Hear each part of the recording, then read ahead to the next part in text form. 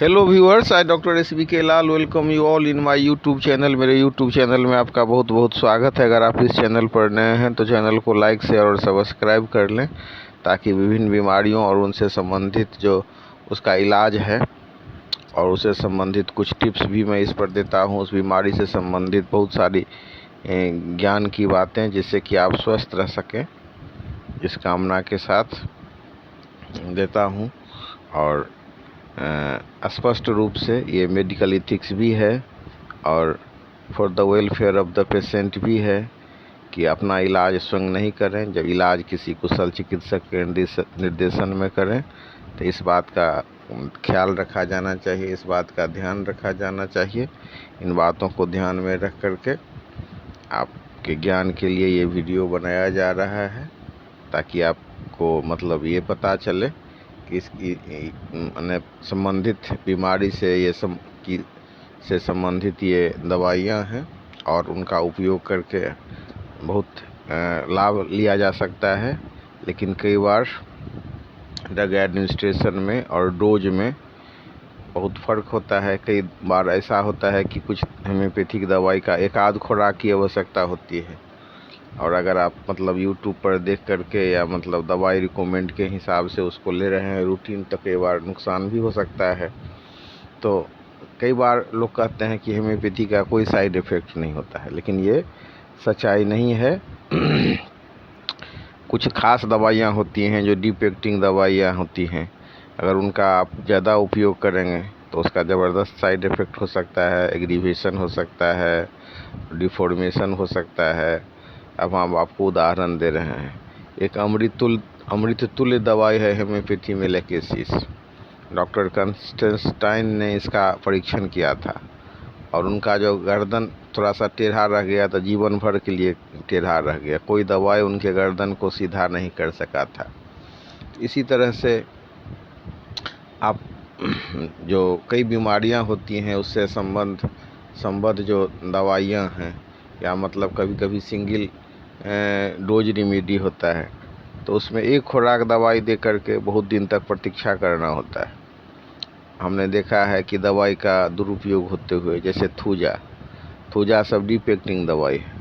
आप देखेंगे कि जो नवसिखुआ होम्योपैथ है, या मतलब लोग कहीं से अपना पढ़ करके दवाई ले लिए कि मस्सा का दवाई है थूजा, और उसको लिए जा रहे हैं लगातार, सुबह शाम ले रहे हैं, सुबह दोपहर शाम भी कर दिए। तो कई बार तो ये थूजा काम नहीं करता है और कई बार इसका बहुत बड़ा साइड इफ़ेक्ट हो जाता है। ये तो शुक्र है कि थूजा का एंटीडोट प्याज होता है। अगर मान लीजिए कि प्याज से उसका एंटीडोट नहीं होता तो एक खुराक थूजा का 60 दिन तक असर रह सकता है। या खान पान में भी कुछ है, खटाई वगैरह सब है, जिसके कारण दवाई का असर कम हो जाता है, इसीलिए जान बचता है। तो बहुत सारी दवाइयाँ होम्योपैथी में ऐसी हैं जिनका आप एक आध खुराक प्रयोग होता है। इसी में आपको जो सल्फ़र है, काली कार्ब है, इस तरह की दवाइयाँ हैं।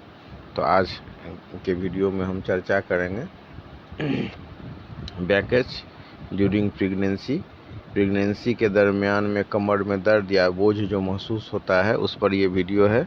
तो ये वीडियो बहुत उपयोगी होने वाला है, इसीलिए इस पे लास्ट तक बने रहें, अंत तक बने रहें। हम देखते हैं कि जब प्रेगनेंसी ठहरती है तो क्या होता है, हार्मोनल चेंज होता है बॉडी में, कुछ केमिकल चेंज होता है।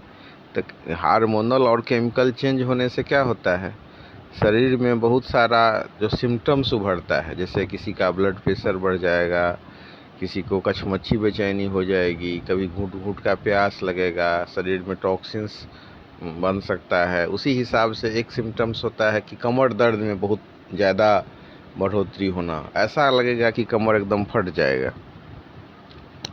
तो इसमें भी कई दवाइयाँ हैं, लेकिन सबसे टॉप ग्रेड का मेडिसिन है काली कार्ब। कि अगर गर्भावस्था में कमर में कठोर दर्द हो, ऐसे लगे जैसे कमर अकड़ गया है, या गर्भपात होने पर भी ये दवाई दिया जाता है। गर्भपात होने पर भी कभी कभी ऐसा देखने को मिलेगा कि कमर में तेज़ दर्द हो रहा है, और ऐसा तेज़ दर्द जैसे लगेगा कि मतलब पूरा अंदर का जो जननांग है वो जननांग पर ही आ रहा है, पूरा लोड जननांग पर ही आ गया है। तो इस तरह से फीलिंग होता है। बियरिंग डाउन सेंसेशन भी हो सकता है, और लेटने पर और दर्द इतना कमर में होगा कि रोगिणी लेटने को विवश हो जाती है, और जो रिप्रोडक्टिव रीजन है उसमें इतना बोझ महसूस होता है कि बिना लेटे हुए गुजारा ही नहीं होता है। तो इस कंडीशन में काली कार्ब दिया जाता है। आप देखेंगे कि हर एक पोटेंसी काम करता है। मैंने अपने अनुभव में पाया, 30 पावर में भी आप दे सकते हैं, 200 में भी दे सकते हैं, 1 m में भी दे सकते हैं, लेकिन ये फ्रीक्वेंटली रिपीट करने वाली दवा नहीं है। और खाली पेट में भी ये दवा नहीं दी जाती है काली कार्ब। तो जब उसको हम देंगे तो मतलब भोजन के बाद देने से आप देखेंगे कि मतलब इतना जो तेज कमर दर्द होता है कि लगता है कि पूरा भार जनन प्रदेश में ही आ गया, और एकदम लेटने के लिए विवश हो जाती हैं महिलाएं प्रेगनेंसी पीरियड में। तो इतना तेज दर्द में ऐसा अनुभव होता है कि हाँ मेरा कमर क्या हो गया, इतना तेज दर्द, इतना इस पर बोझ पड़ गया। और इसका कारण क्या है कि यूट्रस के साइज में वृद्धि होती है, फिर मतलब बच्चा का वजन धीरे धीरे बढ़ता चला जाता है। तो वो भार अगर कमर पर पड़ गया तो कभी कभी कुछ केसेज में आप देखेंगे कि बहुत ज़्यादा दर्द हो रहा है। दूसरा मेडिसिन है बैकेज ड्यूरिंग प्रेगनेंसी के लिए सीपिया भी मतलब 30, 200 और 1 m में भी दिया जा सकता है, लेकिन आप देखेंगे कई बार 30 पावर में देने से ही आराम हो जाता है। तो इसमें क्या महसूस होता है कि बियरिंग डाउन सेंसेशन के लिए खास दवाई है। पेरू में दर्द महसूस होता है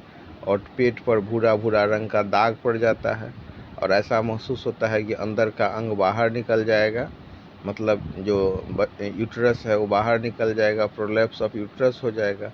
इसलिए रोगिणी क्या करती है तो टांग पर टांग दे करके बैठती है या खड़ी होती है। तो सीपिया के पेशेंट को भी आप पहचान सकते हैं उसके गेस्चर से कि जब वो बैठेगी तो दोनों पाँव अलग करके नहीं बल्कि पाँव पर पाँव चढ़ा करके बैठती है। और इसमें भी 30 या 200 या 1 m तीनों पोटेंसी उपयोगी है। लेकिन शाम में सीपिया ज़्यादा अच्छा काम करता है, तो शाम में 30 पावर में एक खुराक दीजिए।